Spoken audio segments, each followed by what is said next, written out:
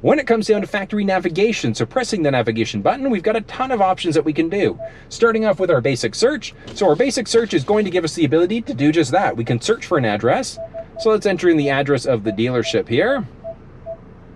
And give it a second in between. And the reason why is because it will automatically complete for you. So we're going to press that button. And it'll take a second for it to locate. Perfect, there we go. So we can either save that as a favorite address, or we can start the navigation. Obey traffic laws, be alert, and use voice commands while driving. Perfect, very, very Please straightforward. proceed to the highlighted route, and then the route guidance will start. So you can mute it if you don't want the voice guidance anymore. We can mute that out. In order to cancel a route, we're just going to press the X button, and we're going to hit yes, cancel. And we're done. Now, what we can do is hit the menu button next, and that's going to give us a number of different options and a number of other things that we can do. We can look at our history to see where else the vehicle's traveled. Basic navigation settings, pretty neat as well. We've got map preferences, so that's going to be things like our 3D model. Our point of interest icons would be the big one there. Point of interest icons essentially is going to let you know if there's a coffee shop nearby, if there's a gas station, things like that.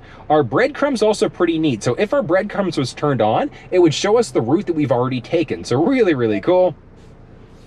We've got our basic map preferences. Map preferences, we can go our fastest, shortest, or the most eco-friendly route.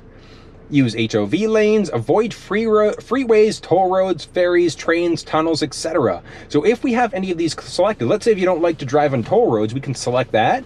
Whatever navigation route it goes with, it's going to make sure that it avoids toll roads, I should say, if you have that selection. Navigation preferences, going to be a couple different options. Guidance prompts if you want to have the voice and tones, just the voice or the tones. And we've got basic favorites, our point of interest. We've got our home and our work address. Now, one of the benefits of setting up our home and work address is that you can then press the voice button on the steering wheel in order to be able to turn on the route guidance. So you can have that set in and you can say, navigate home, and it'll automatically set up for your home address. Really, really neat.